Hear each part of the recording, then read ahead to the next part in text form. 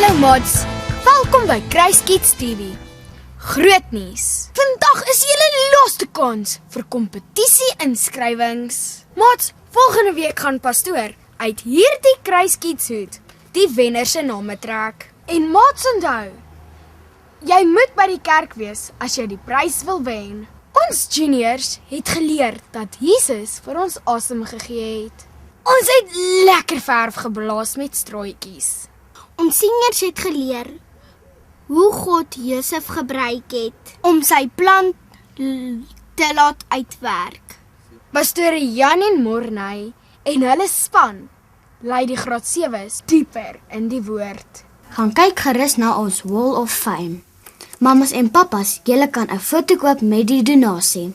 Ons doen 'n versoek op al die klip, knip en plak mamas om vir ons hierdie groot bottels te skenk. Dis vir 'n Kruiskids projek.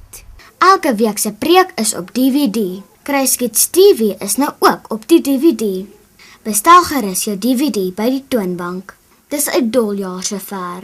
Ons het ouerhulp nodig. Gesels gerus met pastoor of tannie Karen. Baie geluk met die volgende maatjies wat verjaar het. Darius Holtzhausen. Maatjies, mag God julle hierdie jaar seën.